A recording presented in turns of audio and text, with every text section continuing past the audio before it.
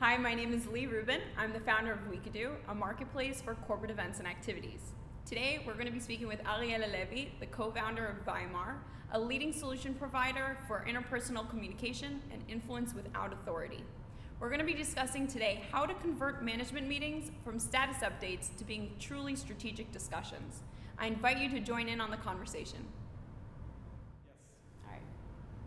So today we're here with Ariel Halevi, and we're looking to talk a little bit about managerial meetings and what's so important about them. Everybody today has meetings, but they're kind of annoying, they're kind of daunting. We want to put the fun in it. We want to make sure the management meetings are not only focused on something that, whatever it is that we need to be focused on, which I guess you're going to be answering today, but along with that, just why do we have management meetings? Why do we even get sucked into these meetings that kind of are time consuming, don't you think? Kind of time consuming. They eat up a remarkable amount of time. Think about all the different type of meetings that people today, especially in large corporations, are going to. They have status update meetings, educational meetings, where they have to be taught about a new policy or a new regulation or some kind of new service or deal that the company's offering. They have project oversight meetings where they're testing the milestones. They have crisis management meetings, right? And of course they have management meetings. Only of this list, the only meeting that doesn't really live up to its name is the last one, is a management meeting. It's not really a management meeting, and that's a huge problem. So what are people doing wrong during these management meetings? Everything. Pretty much everything.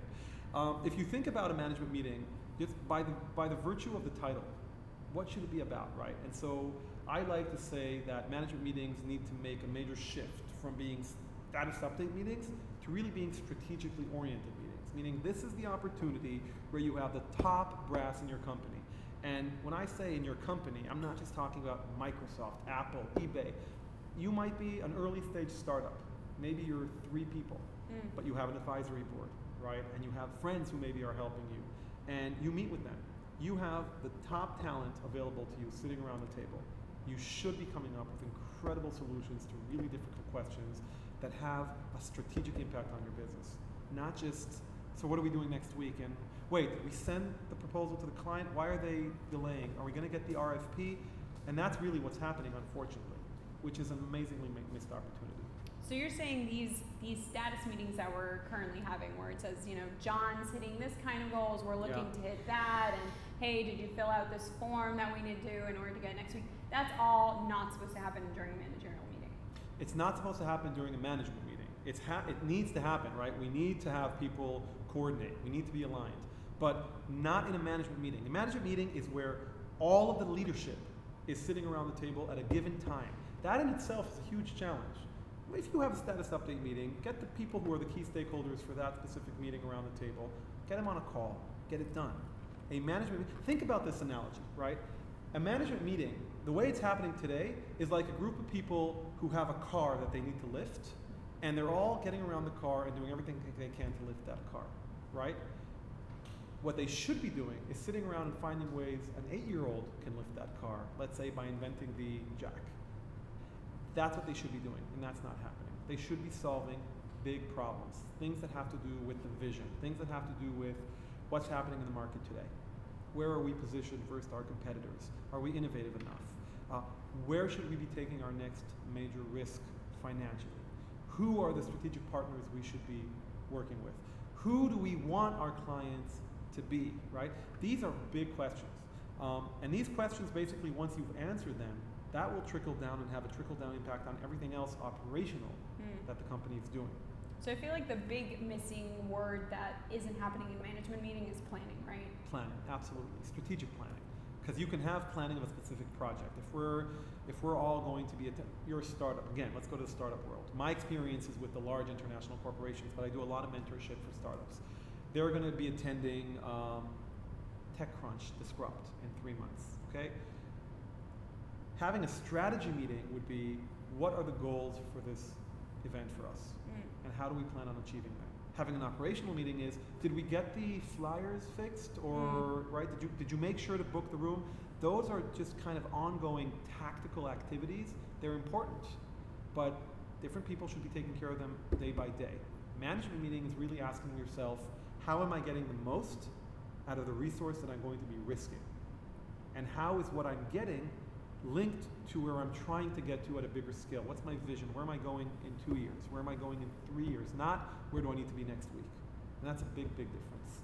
So I know when we were speaking earlier, you were telling me that you have a certain kind of method, I don't know if that's the right word, that you use within all the companies that you're currently working with. Maybe you can walk us through that steps, because we want to have successful management meetings. You know I'm a methodology junkie, right? So everything has to be broken down into formats and methodologies. So what we've been doing, Weimar has been working for 13 years now, right? And we have really big brands that are working with us. And after being invited over and over again to participate in these management meetings, like divisional managerial meetings and stuff like that, we noticed that there are 4 criteria that you can look at in order to kind of evaluate where are you on that scale. Am I strategic? Am I really thinking long term and solving deep problems? Or am I operational? One of them is called the Northern Star, right? By virtue of the name, I think it speaks for itself. The Northern Star is a term that you use in navigation, where no matter where you are, that's like a constant point in the sky that's helping you always kind of understand where are you relative to where you want to be. So when we look at Northern Star, we look at where do we want to be and where am I in context of that. Is that synonymous to like the word vision or mission? What are we? Right, perfect. So vision is part of your Northern Star, right? Okay. How do we know if you have a Northern Star? First, we ask ourselves, do you have a vision? And the answer to that is actually nuanced, right? So it's a vision is not only a description of where you want to be in 2 years, hence the word vision, right? To see the reality of where you want to be, which, by the way, is very, very frequently mixed up with mission statement. Like, I like to make this bold statement just because I like to get attention and piss off people, that even Apple, the most successful company in the world, doesn't really advertise its vision. If you go to their website and you look for vision, you'll find the mission statements. It's what they are here to do, but it's not what reality they're trying to make real. And so vision is, how does the world need to look like in context of my business at a certain point of time in the future?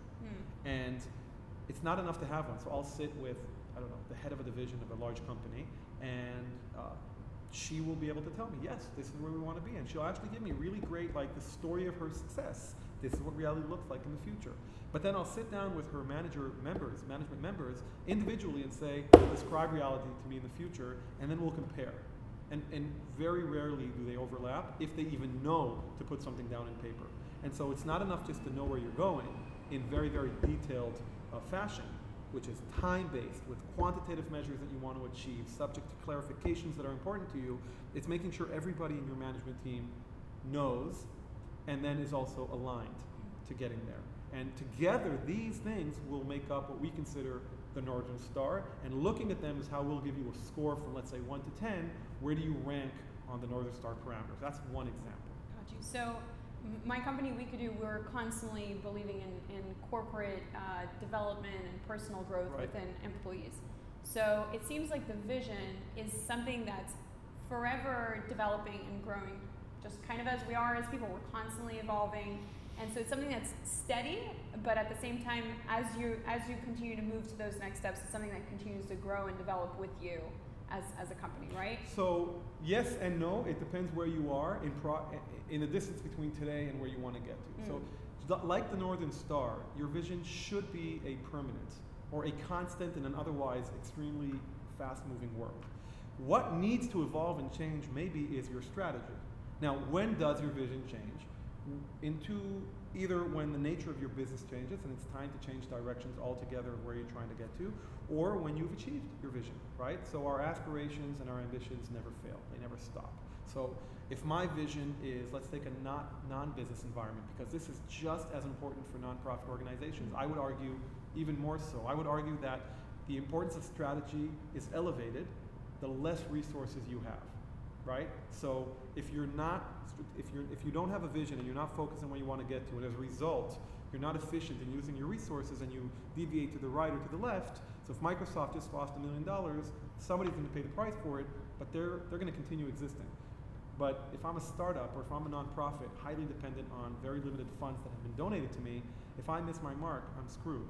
And so my vision is that constant that I reference or relate everything I do to make sure, am I getting there in the shortest distance, the most effective way. Strategy is how I get there, and that does evolve and change.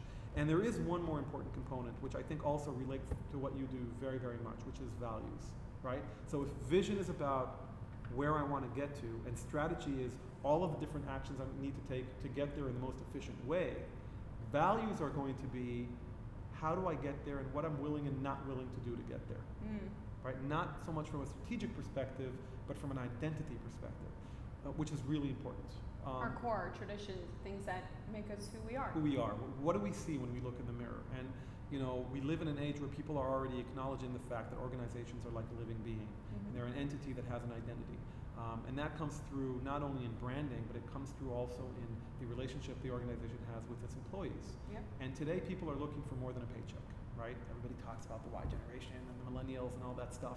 A big thing that's motivating people is what am I part of? Purpose. Right? Purpose, exactly. And so the values are part of what makes me who I am, and combined with my vision, it becomes my overall identity and my purpose. Together, this is the Northern Star. That's one out of 4 different criteria that we would look at to kind of tell you, here's a report, this is where you are, you're missing this point on this criteria, you're missing this point on this criteria, and then with that report, we kind of say, okay, so how do we get better, and the process goes forward. Neat. So Northern Star is first. What's the second column on the list? The second one on the list is called Managerial Independence, and it really, I'll sit in on a management meeting, like a fly on the wall, and I'm just going to take notes. Okay, so how many times were problems presented that the head of that team dictated an answer to? Or who is presenting the questions and who's presenting the answers? Like in a good situation, what you have is a head of a managerial team walking in and saying, guys, we have a car. I want us to find a way to lift that car with the least amount of resources, and let's start looking. Versus walking into the room and everybody's like, we have a car, what should we do, what should we do? And the manager's like, okay, you stand over here, and he starts dictating directions, then we don't have managerial independence. How many times will a meeting get rescheduled because the head of that team can't attend? That's a low score on the managerial independence. Basically, we want to see a situation where the head of management is like an orchestrator who's conducting the orchestra, like a conductor of an orchestra. And we want to see them not only playing to the music of the conductor, but maybe jamming. Maybe like, you know, let's do it differently and playing something differently. That's managerial independence. When we don't have it, that's when we'll find that we have a very, very centralized managerial approach, very, very strong emphasis on micromanagement, in which case nothing can move until the chief checks it off. And now everything is moving into him and he's becoming a bottleneck, or her. And then of course, things start slowing down, the machine stalls. Alternatively, a great manager is somebody who can go fishing and the company keeps running, right? And that's the ultimate managerial independence. So that's criteria number 2. So do you think that relates more to the hiring process, making sure that you hire the right people, or you actually just instill the right values or the right technique in order to hiring the right people, always important, always a big challenge. But I actually believe in growing your people. I think that it's more about the culture, the policy, and the personal example, the role modeling that you give to people around you that will do everything. Most people, from my experience, 95% of the people can be molded and can be developed into a mindset and into a behavior that is what we're looking for. So I'm not the kind of people who looks at a resume and says, oh, you went to Harvard, that's good, I'm going to take you. Or this is your experience, wonderful. I like to look at your character and your mindset. That's where your attitude, your emotional intelligence, that's where hiring comes in. But once I have the right raw material, it really is about the methodology of how you manage that team. And when you do it right at the managerial meeting level, I mean, why those meetings? Why not talk about other things? Because it's a preset time in the calendar that you can manage. It's a small group of people, so you can really, again, it's very manageable, and these people have a trickle-down effect on the entire organization. A lot of organizations will evolve into a behavior, into patterns, and even into a character type that's kind of reflective of their leadership. So if I can touch a few amount of people, I can actually affect hundreds of thousands of people. And the opportunity to do that lies in the management meetings. It seems like managerial, what were we saying? Managerial leadership is a whole other topic on its own, but maybe what are some kind of tips or ways to instill these managerial independence? That's the word that you're using, managerial independence. Bring in an external consultant who can help you with that. I'm only half kidding. I think sometimes organizations have inertia, right? They're on a certain path and there's a certain inertia that's very, very hard to move out. And part of that inertia is an internal, interpersonal dynamic between people, which is really, really hard for them to even to see, let alone step aside and kind of look onto and manage. And so bringing in somebody from the outside doesn't have to be a paid consultant. It can be somebody from a different unit. It can be one of your HR business partners in the organization, who usually are very good at that, who can be responsible for creating the structure. That's one option. The second option is to appoint different people in the team to be responsible for these things, right? Do some training, get to understand the methodology, and then say, okay, for the next quarter, you're responsible for managerial independence. You're the one who, every time we set up a meeting, you look at the agenda, you facilitate the meeting. People have an amazing tendency to live up to the expectations that are made of them. And if you give them the kind of authority to do so, and you make the expectation a formal one, people will rise to the occasion. So that's another example where I would do it. I would have meetings that don't include the head manager. I would basically have the head manager participate only once a month, and I would let the other people conduct the meetings without him or her, and then present conclusions once a month and see what he or she have to say. I would get them used to the fact that they can do things without asking for permission. I'm a big believer in asking for forgiveness rather than permission, because the price we pay for mistakes that people make is almost always marginal compared to the price we pay by playing it safe all the time and continuously losing efficiency by not giving people the independence they need. So these are just a few examples. I think at the end of the day also, people, they came to the company because they connected with that company. Right. So if you give them that bit of independence, you give them that bit of freedom, they fly with it. They enjoy their job. This is universally true. But it's even more so. Remember, we're talking about management meetings, so we are talking about the senior-most people in this unit or in this company. We're not talking about young people. We're talking about people who have something. If we are trying to apply this to a startup, let's say, where we may be talking about young people, maybe you're fresh out of college, right? Managerial independence will still be there. You still want to make sure that people around you have an understanding of what you're trying to achieve, and then let them do it. Now, there's an extremely morbid example, right? But it's a perfect example for managerial independence, okay? The Al-Qaeda terrorist movement is probably one of the best examples of managerial independence. Why?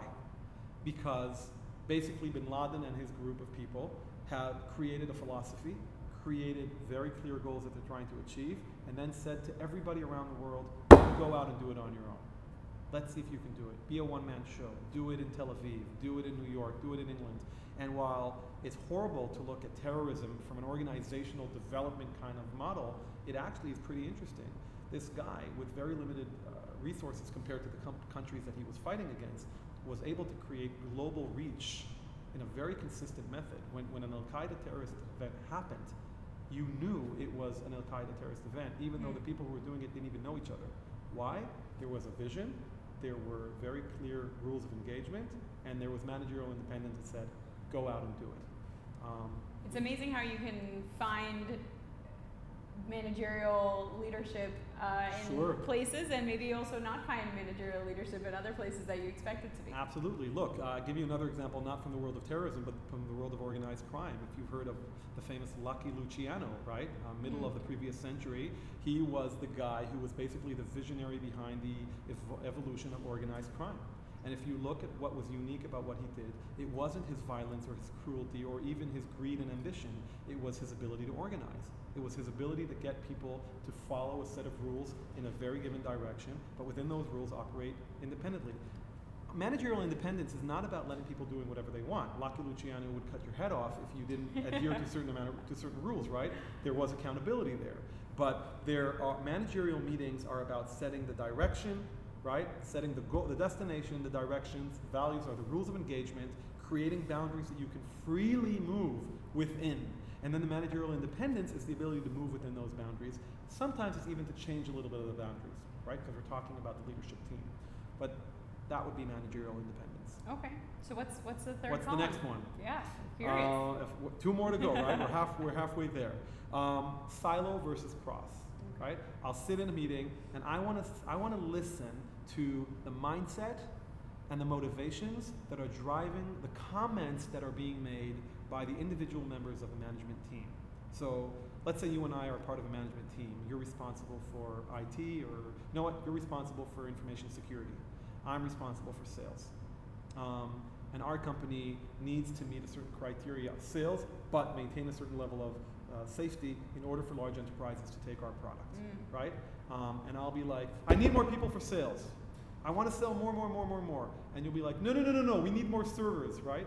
This is you and me playing a tug of war, each one of us using this meeting as an opportunity to make our own operational lives easier, right? I'm responsible for sales. Well, how can I get more out of this meeting? It's a what's in it for me mentality, which is usually very resource-oriented. Resource-oriented meaning, I'm constantly using this to hog resources. How can I get more, right? Because we're all starving for more budgets. A managerial meeting would be you and I sitting around the table, forgetting for a moment my dashboard, my goal sheet, you forgetting your goal sheet, putting an issue on the table and saying, okay, Lee, you and I together now, how do we make the best out of the situation?